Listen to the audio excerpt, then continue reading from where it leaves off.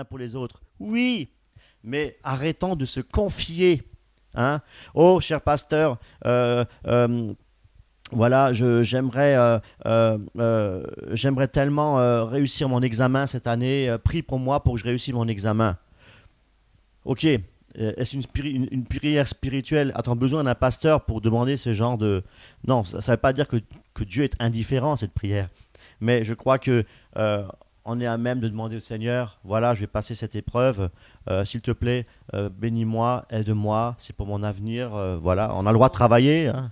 Écoute, Oui. je vais dire, les païens, ils en ont autant et pourtant ils prient pas. Et Hein. il prie pas, oui, tout à fait. Ils réussissent dans leurs examens plus que parfois les chrétiens. Oui, Et puis bon, ils ont des super métiers, ils ont des belles maisons, ils ont des belles oui, voitures. Alors c'est ça voudrait vrai. dire que Dieu les bénit, Oui, alors c'est qu'ils vrai. connaissent pas Dieu et ils prient même pas. Tu vois, ça n'a pas de sens. Oui. Ça. De dire voilà, nous les païens, nous les chrétiens, on prie pour que Dieu nous donne ce que les païens reçoivent sans avoir besoin de prier. C'est incroyable. Ça, c'est parce que bon, c'est vrai que notre but il est céleste, il n'est pas terrestre. C'est d'abord tout, avant tout, rechercher les choses d'en haut, non pas celles d'en bas. C'est d'abord de rechercher le royaume de Dieu et sa justice. Notre patrie, elle est céleste, elle n'est pas terrestre. Nous sommes des Amen. voyageurs et des étrangers sur la terre. Donc notre but, c'est pas d'acquérir plein de biens matériels, d'être très riche sur la terre. C'est ça, c'est une tromperie aussi. Que certains ils recherchent tellement les richesses de la terre, ils veulent déjà régner maintenant. Et d'ailleurs, tous ces prédicateurs extrêmement riches, là, on en a déjà parlé, on en parle souvent. C'est toujours la même chose qui revient de toute façon. Mais Et Jésus n'a jamais prêché ça. la richesse, Il a même, Seigneur, il a même dit aux riches. recherchez les choses d'en haut. Mais il a même, La richesse est spirituelle, la richesse est dans le royaume de Dieu. Oui, pardon, non, mais excuse-moi il a d'avoir même, coupé. il a même dit aux riches, il y a un riche qui était venu chez lui. Il lui a dit, Seigneur, comment je pourrais rentrer dans le royaume de Dieu, servir Dieu? Ben, il lui a dit quoi? Ben, donne toutes tes richesses aux pauvres et renonce à ta famille, renonce à tout et suis-moi. Et lui, il avait des grandes richesses. Alors, il s'est retiré parce qu'il ne voulait pas justement lâcher tout ça. Tu vois, quelque part, ça ne veut pas dire que maintenant il faut tout lâcher. Parce que bon, il y en a qui ont profité de ça aussi et qui ont créé des sectes comme ça, en abusant des gens qui étaient riches, en leur disant donnez tous vos biens, parce que c'est écrit dans la Bible. Bien sûr, le diable, il déforme toujours tout. Il ne faut pas sortir un passage de la Bible et en faire une doctrine. Parce que ça, c'est aussi diabolique. De toute C'est une manière, fausse doctrine. si le Seigneur, Ça crée des sectes. oui, et si le Seigneur il permet qu'on soit riche, c'est pour donner aux pauvres. Oui, c'est pour donner aux autres, c'est sûr, c'est pour partager. Gloire à Dieu. Mais en tout cas, le but, il n'est pas, il est pas terrestre. Il est céleste. C'est vrai que, frères et sœurs, ce qui est important de comprendre, c'est que l'ancienne alliance, effectivement, les richesses étaient des bénédictions, on va dire, physiques, quelque part. Les terres, les animaux, le bétail, etc. Hein, et c'est vrai que les prédicateurs Kim Jong-un ou les prédicateurs fortunés d'aujourd'hui, hein, mettent toujours en valeur les prophètes de l'ancienne alliance, hein, par rapport à toutes ces richesses terrestres. Mais le Seigneur, lorsqu'il nous parle des richesses, il nous parle des richesses spirituelles. La nouvelle alliance est spirituelle. Nous avons un héritage, oui, nous avons un héritage dans le ciel, là où la rouille et la teigne ne peuvent atteindre. Et nous devons, lorsque Paul nous dit, nous devons regarder devant nous, nous devons nous concentrer sur Jésus-Christ de Nazareth, le royaume de Dieu à venir, et non pas le royaume de Dieu sur cette terre. Parce que nous ne sommes que de passage sur la terre, il faut quand même le reconnaître. Gloire et à puis, Dieu. On ne contrôle pas notre vie et on ne sait pas quand on va mourir. Et d'ailleurs, toute cette jeunesse-là qui est tellement désinvolte, je m'excuse de parler comme ça. J'aime beaucoup la jeunesse, mais bon, il y a aussi de nos jours, la jeunesse, elle devient de plus en plus désinvolte, arrogante, pervertie. Il y a beaucoup de perversion, hein, et très égoïste, et très, très, très hautaine et très orgueilleuse. Parce que pour se permettre d'injurier des serviteurs de Dieu, à les traiter de tous les noms, moi je reviens toujours à la même histoire, et qui n'ont plus aucun respect pour les parents, qui n'ont plus aucun respect pour personne. Là, ils s'élèvent au-dessus de tout le monde alors qu'ils n'ont encore rien construit dans leur vie. Enfin, je trouve ça quand même, franchement, hein, c'est incroyable. On n'arrive même pas à les arrêter, on n'arrive même pas à les faire taire. On est vraiment à la fin des temps, hein. Ils sont hautains, blasphémateurs, fanfarons, amis de l'argent plus que de Dieu, apparence de piété, mais ils sont loin de ça, aiment en plus le plaisir que Dieu. Je suis désolée, mais c'est la vérité. C'est la vérité, arrogant, hautain, blasphémateur et qui s'élève au-dessus de tout le monde. On le voit de plus en plus. Donc je disais que le but donc est céleste et pas terrestre. Et ce que je voulais dire, c'est que voilà, nous devons prêcher la croix. Et on n'est que de passage voilà, sur la terre. On peut mourir à tout instant. C'est pour ça que je parlais de la jeunesse. Parce que même les jeunes, ils ne sont pas à l'abri. Il y a tellement de jeunes qui meurent chaque jour sur les routes par les accidents de voiture, par la drogue, par l'alcool, par les maladies. Donc on n'est pas à l'abri. On peut mourir à tout âge. On peut mourir enfant, on peut mourir adolescent, on peut mourir jeune, on peut mourir dans l'âge moyen, 40 ans, et on peut mourir âgé. Donc on ne contrôle rien. Tout à fait. Voilà, il y en a qui se permettent beaucoup de choses dans leur jeunesse. Et d'ailleurs, c'est même écrit dans la Bible. Mais faites tout ce que vous voulez dans votre jeunesse. Allez là où votre cœur il vous amène, mais vous rendrez des comptes devant Dieu. C'est ça. Il faut quand même le dire. À un moment ou à un autre, on va rendre des comptes, mes amis. Ouais. Alors, jeunesse, et à ceux à qui je m'adresse directement, qui savent que je parle directement à des personnes en direct, il vaudrait mieux qu'elles craignent Dieu et qu'elles se repentent de toutes les calomnies, les injures qui débitent à longueur de journée sur ma personne. Parce que je vais le dire directement, je vais parler directement là. Parce qu'il y en a qui se permettent beaucoup de largesse et ils se permettent beaucoup de liberté pour me calomnier, pour dire un tas de mensonges et pour m'injurier et dire beaucoup de gros mots. Je ne vais pas tous les réciter, les gros mots, mais je pense qu'il est temps qu'ils arrêtent. Hein, et qu'ils se taisent et qu'ils s'humilient et qu'ils se repentent. Qu'ils se repentent de leur mauvaise voie et de leur péché. Voilà, parce que celui qui pêche, il est du diable, je suis désolée.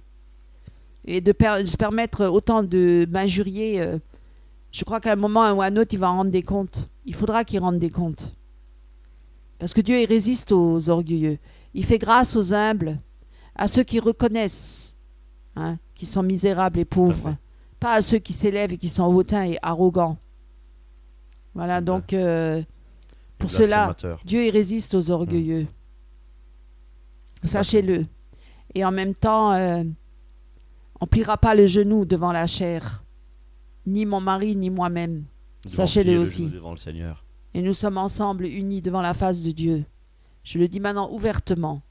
Nous sommes engagés spirituellement tous les deux à servir l'Éternel. Et tous ceux qui nous calomnient et qui nous injurient ou qui disent toutes sortes de mensonges, hein, eh ben, qui plient le genou devant Dieu et qui se repentent. Voilà, merci. Amen. De toute façon, c'est Dieu qui aura le dernier mot. C'est pas la chair. C'est pourquoi qu'on a besoin de la croix. On a besoin de se tourner vers Christ. On a besoin de la croix. Sans passer par la croix, nous ne pouvons pas être sauvés. Et il n'y a que le feu éternel qui nous attend dans l'enfer. Donc, il faut vraiment se tourner vers Christ. Et se repentir. Et se repentir si on veut avoir la vie éternelle. Voilà. Et verset 4 du chapitre 2. Où méprises-tu les richesses de sa bonté? Dieu est riche en bonté, en miséricorde. Mais il y a un moment donné, il n'a pas épargné Sodome et Gomorrhe. Il faut la correction. Voilà, il n'a pas épargné Sodome et Gomorrhe. Il n'a pas épargné, qui encore, tu as des exemples peut-être à donner, de la sévérité de Dieu. De la sévérité de Dieu.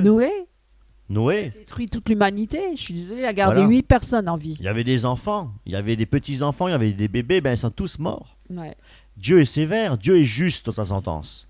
Voilà. Aujourd'hui, on voit peut-être rien, on se dit, je fais ce que je veux, hein, les satanistes aussi font ce qu'ils veulent. Mais leur sort, c'est quoi leur sort? La Bible nous dit qu'ils seront jetés dans le temps de feu. Et c'est une vérité. La repentance est nécessaire. Et Dieu, regardez, aujourd'hui, il laisse faire encore les choses. Il laisse faire. Dieu, il est tellement bon. Il veut que toute personne arrive à la repentance et qu'il soit sauvé. Il attend, il a la persévérance, il est patient. Mais un jour, ce qui est arrivé au temps de Noé arrivera au temps de la fin. Et nous y sommes. Nous sommes vraiment au temps de la fin, frères et sœurs.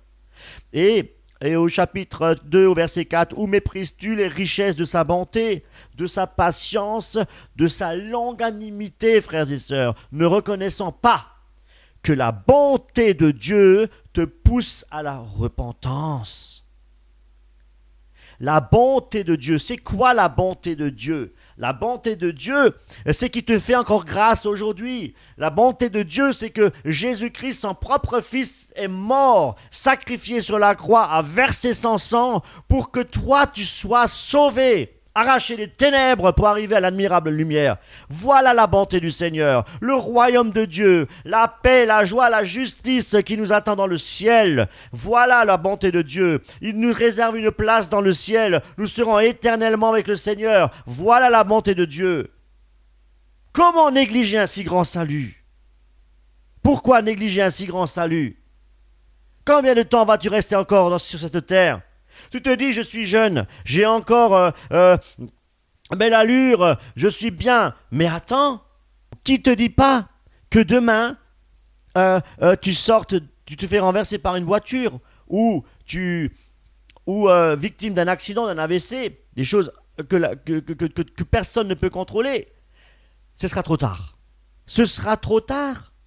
Et tu n'auras que le terrible jugement à attendre.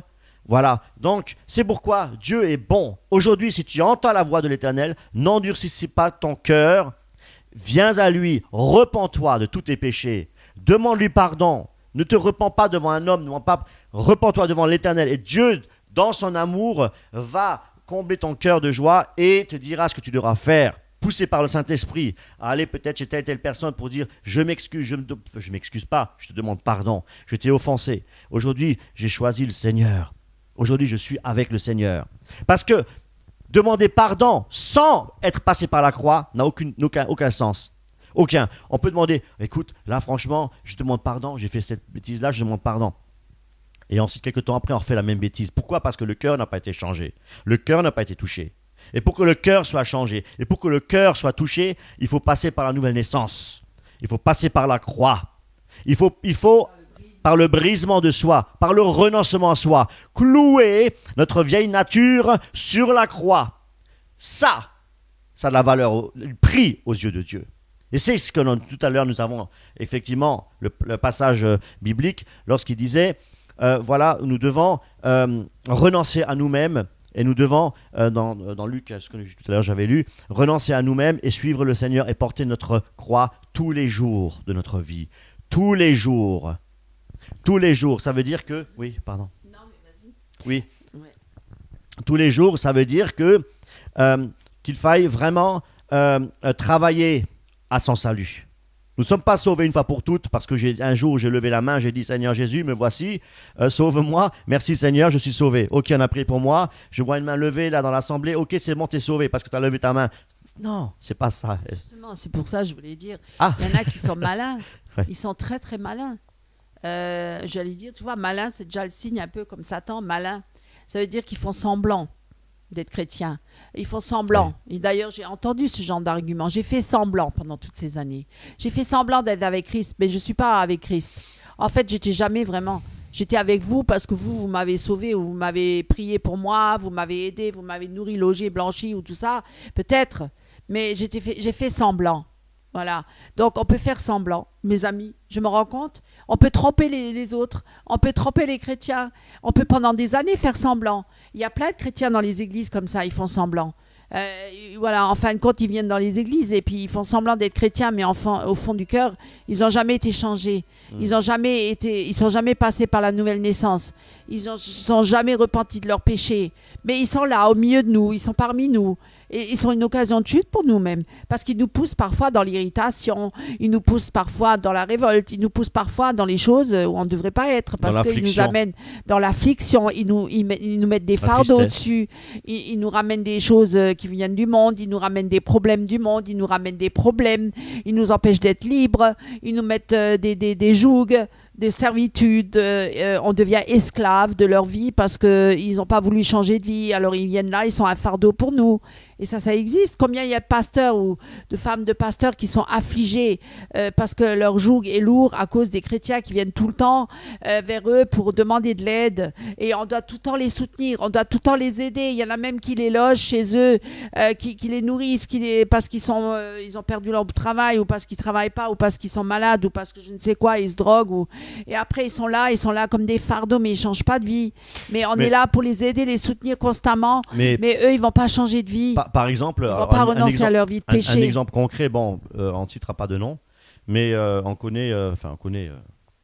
oui, un couple, oui, on connaît un couple qui effectivement ont logé une personne chez elle. Parce que c'était une personne qui était en difficulté, etc. Donc elle avait besoin d'un chez-soi, elle avait besoin de l'aide. Et ce merveilleux couple, béni dans le Seigneur, a décidé effectivement de l'héberger et de la chérir, enfin, de la choyer, de lui donner ce dont elle avait besoin. De l'amour, la joie, l'affection, etc. Et le manger, le boire, le vêtir. Et il s'est avéré que cette personne est devenue jalouse parce qu'elle voyait que ce couple s'entretenait très très bien et puis que c'était un beau couple et que cet homme était un bel homme. Alors, jalouse par sa convoitise, la convoitise, hein, la convoitise du cœur, eh bien, cette personne-là a commencé à se mettre à diviser le couple et comment dire, à faire des yeux doux au pasteur et puis voilà, et à parler du mal sur cette femme et sur l'épouse et ça a créé des divisions. Vous voyez, donc c'est juste pour vous dire que même dans les églises, il y a des sœurs en Christ, soi-disant en Christ, et des frères soi-disant en Christ qui sont là pour, comment dire, qui ne sont pas morts à eux-mêmes, qui n'ont pas décidé de passer par la croix. Et nombreuses sont les églises aujourd'hui où on ne prêche pas la croix. Alors, il faut être conscient qu'il s'agit beaucoup de personnes de ce genre-là, hein, qui vivent selon la chair et non selon l'esprit. Parce que celui qui en a fini avec la chair vit par l'esprit. Et celui qui vit par l'esprit n'agit pas de cette manière-là. Hein, et c'est une personne qui, au contraire, aurait même pas accepté de vivre dans ce couple, mais aurait peut-être décidé de vivre seul, avec de l'aide, du soutien financier, oui, mais nous devons être très très prudents lorsque même frères et sœurs, vous avez un cœur d'amour, un cœur pour les autres. Mais on se fait beaucoup avoir. Faites Hein. attention, n'invitez pas n'importe qui, de prier avant, soyez prudents, frères et sœurs. Ne recevez pas n'importe qui chez vous. Vous pouvez recevoir le diable en personne chez vous, alors que cette personne a un air angélique. Faites très très attention. Voilà, faites très très attention, frères et sœurs, qui vous recevez chez vous, même lorsque pasteur aussi, si vous invitez d'autres pasteurs chez vous, dans votre communauté, pour une prédication, faites aussi attention. Nous sommes à l'abri de rien. Nous devons vraiment être soumis au Saint-Esprit. Nous sommes vraiment au temps de la fin et nous avons besoin. On ne peut plus faire confiance à personne. On ne peut plus à plus personne. Il y a trop de manipulation. Trop de manipulation. Les êtres humains, ils se manipulent les uns les autres. Pour revenir à Romains, au chapitre 2, je voulais juste partager avec vous encore le verset 5, justement. Mais par ton endurcissement et par ton cœur impénitent. Quel est le sort réservé à la personne, justement, qui ne se prosterne pas et qui ne demande pas pardon au Seigneur pour ses péchés, pour ses mauvaises actions, etc. Qu'est-ce qui se passe? Eh bien, tu t'amasses un trésor de colère pour le jour de la colère, c'est-à-dire le terrible jour du jugement, hein, et la manifestation du juste jugement de Dieu, qui rendra à chacun selon ses œuvres, réservant la vie éternelle à ceux qui, par la persévérance à bien faire. Ça ne veut pas dire je fais le bien, j'ai la vie éternelle. Attention, c'est pas par les œuvres, c'est pas ce que Paul voulait dire. Persévère à bien faire, cherchant l'honneur, la gloire et l'immortalité, dans le sens, attention, il faut bien comprendre ce verset, c'est dans le sens où on persévère, où on cherche l'honneur, la gloire et l'immortalité en Jésus-Christ. En Jésus-Christ, hein. Mais l'irritation et la colère à ceux qui, par l'esprit de dispute, sont rebelles à la vérité et obéissent à l'injustice. Tribulation et angoisse sur toute âme d'homme qui fait le mal. Sur le juif premièrement, puis sur le grec. Gloire, honneur et paix à quiconque fait le bien, pour le juif premièrement, puis pour le grec. Car devant Dieu, il n'y a point d'acceptation de personne. Voilà. Si nous ne passons pas par la croix c'est un moyen de grâce. C'est la grâce. Ne l'oublions jamais. Là maintenant, j'ai en vision effectivement Noé, le bateau, l'arche de Noé. Cette porte est encore ouverte. Elle est encore ouverte. Mais combien de temps, nous le savons. Nous ne le savons, personne ne connaît l'heure. L'heure, personne ne le connaît. Ni le jour. Le Père seul le connaît. Donc, nous devons vraiment, sachant que cette porte est encore ouverte, il est encore temps de se repentir, il est encore temps d'annoncer l'évangile, d'annoncer la croix, non pas l'évangile de prospérité, je précise, d'annoncer Jésus-Christ mort sur la croix, ressuscité et vivant à la droite du Père. Tout à fait. Parce que je voulais juste rajouter quelque chose. Oui. C'est que maintenant, on est dans une période très séductrice et délicate. Il y en a de plus en plus qui, justement, encouragent les chrétiens, entre guillemets chrétiens, les faux chrétiens aussi, à aller évangéliser de plus en plus dans les rues, partout. Mais ils encouragent maintenant les églises à aller dans les rues, de sortir dehors, d'aller évangéliser, partout évangéliser. Même les catholiques romains, ils vont dehors dans les rues évangéliser. Tout le monde va évangéliser. Tout le monde part maintenant évangéliser. On évangélise sur Internet, on évangélise dans les rues, on fait des télévisions d'évangélisation. C'est de plus en plus. Mais quel Jésus on prêche? La croix? Quel Jésus? Est-ce qu'on évangélise? C'est dangereux, mes amis. Est-ce que le thème principal, est-ce qu'il est christocentrique? Est-il centré sur la croix? Moi, je crois qu'aujourd'hui, on évangélise beaucoup les miracles et les guérisons. Et l'amour de Dieu. Et l'amour de Dieu. Dieu vous aime, regardez, mets ta main où t'as mal, voilà, tu es guéri, etc. Force, certainement, il y a des guérisons. Enfin, le diable aussi peut guérir, hein, il déplace le mal. Mais bon, c'est pas une preuve de l'amour du Seigneur, hein, de Dieu. Hein. Nous croyons que les miracles, c'est une bonne chose. Les guérisons, ce sont de très bonnes choses d'ailleurs. Oui, un corps qui est malade et qui guérit, gloire à Dieu. Hein, Dieu le fait. Nous croyons la guérison, nous prions pour les malades et nous chassons les démons. Nous y croyons, nous le faisons. Mais c'est pas pour autant que c'est un signe de Dieu, je veux dire, à 100%.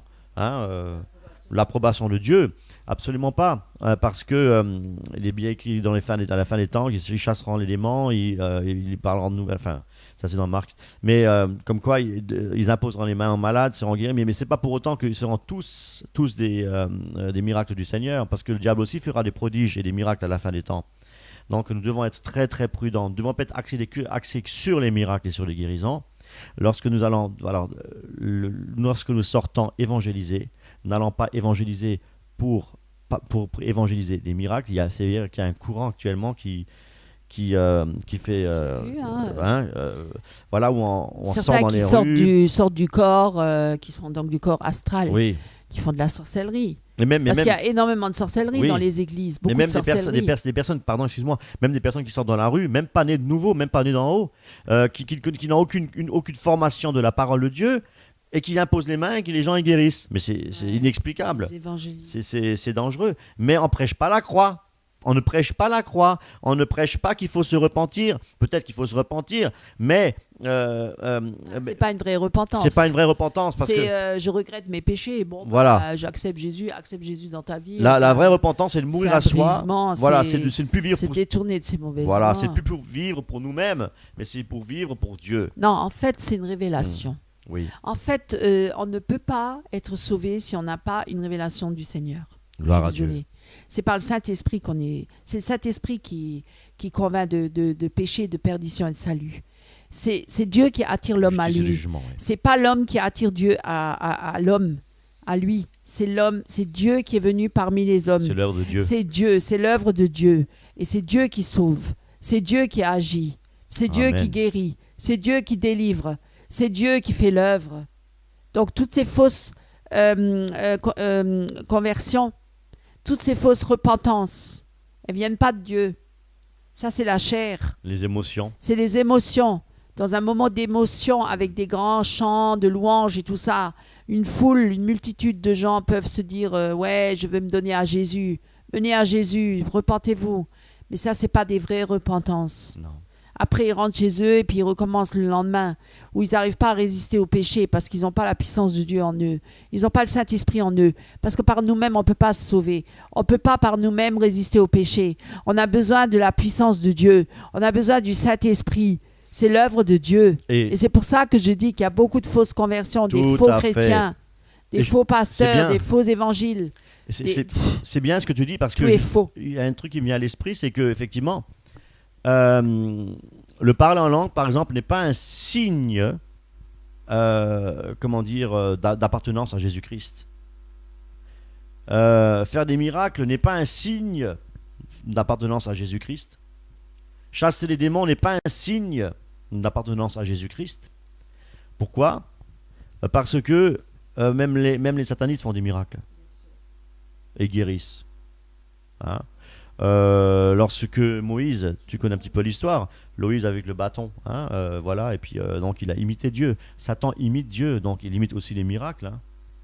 Donc il faut être clair, il faut faire très attention. Si vous voulez évangéliser, Dieu, bien entendu, Dieu veut que nous sortons évangéliser. Mais c'est comme mon épouse vous l'a expliqué, c'est pour vous dire, oui, bien sûr, sortons. Oui, il faut sortir évangéliser, ne gardons pas l'évangile pour nous. Mais, attention, évangéliser veut dire prêcher la croix. Avec la puissance de Dieu aussi. Et non pas par des raisonnements humains. Ah, Dieu, il est merveilleux. Jésus-Christ guérit. Ben, écoutez, c'est par connaissance de cause. Nous, on faisait partie de ces gens-là. On sortait dehors. Et Jésus, il est bon. Jésus, il guérit. Venez, vous êtes malade. On prie pour vous. Voilà. On fait des mimes. Des chants. On faisait partie aussi de ces gens-là. Mais on s'est rendu compte que... Ça rime à rien. Non, ça rime à rien. Et puis, on n'avait pas plus de joie. Écoutez-moi, vous allez dire que ce que je dis est vrai. Ce que nous disons est vrai parce que c'est une fausse joie. On montre de la joie. Ah, Dieu t'aime. Ah, Dieu, il est bon. Regarde ce qu'il fait pour toi. Moi, ça, je vais prier pour toi. Mais au fond, dans notre cœur, est-ce qu'on est vraiment dans la joie ? Est-ce que quand on rentre chez nous à la maison, est-ce qu'on glorifie le Seigneur parce que Dieu il a travaillé, Non, c'est une satisfaction personnelle, c'est juste pour montrer qu'on est heureux. C'est juste pour montrer aux autres que nous sommes des chrétiens heureux. Voilà. Mais, que votre rire se change en pleurs. Pourquoi ? Parce que Christ, il avait dit que celui qui veut me suivre sera persécuté. Alors, si nous sortons et que nous prêchons l'évangile avec un grand sourire et que les gens se tournent non pas ne se repentent pas, mais viennent à un faux Jésus-Christ, et bien forcément, nous sommes dans la joie, le diable se réjouit. Voilà. Donc, nous devons faire très très attention. Un vrai chrétien est persécuté. Un vrai chrétien, il passe par le brisement. Un vrai chrétien ne vit plus pour lui-même, mais il vit pour qui ? Pour son Dieu, Jésus-Christ de Nazareth. Un vrai chrétien vit pour Jésus-Christ. Sa vie, c'est Jésus-Christ. Jésus nous a donné sa vie. Nous, notre vie, nous la donnons en Jésus-Christ. Et un vrai chrétien, il est engagé avec le Seigneur. Il marche par l'Esprit. Et même qui que ce soit, même de sa famille ou que ce soit de n'importe où, si quelqu'un lui dit des choses qui ne viennent pas du Seigneur, il refuse et il n'accepte pas. Voilà, un vrai chrétien ne caresse pas dans le sens du poil. Un vrai chrétien se fait des ennemis parce qu'un vrai chrétien n'est pas là pour flatter les gens. Un vrai chrétien n'est pas là pour faire du bien aux gens. Un vrai chrétien, il est là pour dire la vérité. Et c'est la vérité qui nous affranchit. Et la vérité, c'est Jésus-Christ de Nazareth. Et lorsqu'on dit la vérité, ça peut faire mal, mais quel insensé l'homme qui ne corrige pas son enfant. Donc, si Christ est là pour nous corriger. Jésus-Christ, il est là pour nous corriger. Dans l'Ancienne Alliance, comme je disais tout à l'heure, Dieu, lorsqu'il a effectivement... Il a corrigé son peuple. Il n'a pas eu de sentimentalisme. Il n'a pas eu de pitié pour les gens. Dieu s'est même dit, je me repens d'avoir créé l'être humain. Tellement la méchanceté de cœur de l'homme est mauvaise. Et c'est pour ça que personne n'est juste devant Dieu s'il ne passe par la repentance et si Christ ne vit pas en lui. Parce qu'aujourd'hui, un vrai chrétien, c'est Jésus-Christ qui vit à travers lui. Et si Jésus-Christ vit à travers lui, nous ne serons pas acceptés. Nous serons outragés, nous serons rejetés. Jésus-Christ a dit, ne croyez pas que vous allez être aimés, vous allez être rejetés. Comme moi, j'étais rejeté, j'ai même été crucifié sur la croix. Nous, les chrétiens, nous serons aussi, peut-être un jour, je ne sais pas, nous ne connaissons pas notre avenir. Dieu seul connaît notre avenir, mais nous savons que nombreux sont les vrais chrétiens qui ont été persécutés. Nombreux sont les chrétiens qui sont encore persécutés. Nous devons plutôt nous réunir, nous unir pour prier pour nos frères et sœurs chrétiens bien persécutés que de sortir dans la rue et d'imposer les mains et de dire Jésus vous guérit. Non, il y a des gens qui souffrent, il y a des frères et sœurs qui souffrent dans le monde entier parce qu'ils sont chrétiens et parce qu'ils ont le courage, par la puissance du Saint-Esprit, d'annoncer l'évangile de Christ. Eh bien, ils sont en prison. Ces gens-là sont emprisonnés. Ces gens-là vivent dans des cachots. Ces gens-là, eh ben, ils sont persécutés par les bourreaux. Ils sont menacés. Leur famille est menacée. Pourquoi? Parce qu'ils ont décidé de suivre le Seigneur. Eh bien, la prophétie, elle est biblique. Eh bien, tous ceux qui veulent vivre pieusement sur cette terre seront persécutés. Et tous ceux qui veulent s'enrichir sur cette terre maudite, eh bien, ils ne seront pas persécutés. Hein? Mais le Seigneur a déjà jugé toutes ces personnes-là. Eh bien, nous, ce que nous voulons, nous ne sommes plus de ce monde. Nous voulons obéir au Seigneur, car notre royaume n'est pas terrestre, mais céleste. Exactement. Amen. Et dans Galates, il est dit que si nous cherchons encore la faveur des hommes, nous ne sommes pas dignes Alléluia. de suivre Jésus-Christ. Galates Nous ne devons 1:10. pas chercher à plaire aux hommes, Galates 1:10, oui. ni à nos familles, ni à personne, ni à nos enfants, mais nous devons plaire ni à nos parents, ni à nos voisins. Nous devons plaire avant tout À Dieu, à Christ, à Dieu. le seul juge, Voilà, c'est lui seul le seul sauveur. que nous devons à qui nous devons plaire et que Plier nous le devons servir. Et nous avons choisi de servir Christ. Amen. Et nous ne cherchons plus la faveur des hommes. C'est terminé. C'est fini ça. Nous avons choisi. Et le chemin est étroit. Ah Qui oui, mène au royaume de Dieu. ah oui, le chemin était très Étroit est le chemin qui mène au royaume de Dieu. Et large est la perdition, le chemin de la perdition. Et beaucoup y courent sur ce chemin-là. Voilà, chemin de facilité. Parce que le chemin qui nous mène vers Dieu, il est étroit. Il n'est pas large. Beaucoup d'appelés, peu d'élus. Voilà, donc c'est... Oui, Si ça peut beaucoup vous- d'appelés, peu d'élus. Là, on revient toujours à l'âge de Noé. Il n'y en avait que 8 qui ont été sauvés. Nous devons vraiment. Dieu n'est pas un jouet, Dieu n'est pas un homme pour mentir. Dieu est Dieu. Et nous devons servir l'Éternel. Vous savez, frères et sœurs, ce qui manque aujourd'hui dans les églises, parce que la croix n'est plus prêchée. Je dis bien parce que la croix n'est plus prêchée. Ce qui manque aujourd'hui, c'est la crainte de Dieu. Il n'y a plus de crainte parce que la croix n'est plus prêchée. Est-ce que tu es d'accord avec moi? Bien sûr. Parce que si on commence à prêcher la croix, ça veut dire renonce à ta vie. Renonce à ta vie. C'est ça la croix. Jésus-Christ, lui, il a renoncé à sa vie. Il a fini sur une croix, mort. Son sang qui était versé pour nous sauver, pour dire faites la même chose. Renoncez à vous. C'est pour ça qu'il a dit crucifiez votre vieille nature sur la croix. Vous voyez? On ne substitue aussi. Il faut faire ce que Christ a fait. Voilà notre œuvre. Voilà notre œuvre. Notre œuvre, l'œuvre que Dieu nous a donné à faire, c'est de crucifier notre moi. Et regardez dans les églises aujourd'hui, on prêche l'inverse. On dit que tu es une bonne personne. Parce que tu es en Christ, tu es une bonne personne. Hein? Tu es une bonne personne parce que Dieu t'a donné des dons et des talents. Tu es une bonne personne parce que tu prophétises. Tu es une bonne personne parce que tu parles en langue. Mais Dieu dit, fais ma volonté. Sois mort à toi. Tous les jours, prends ta croix et suis-moi.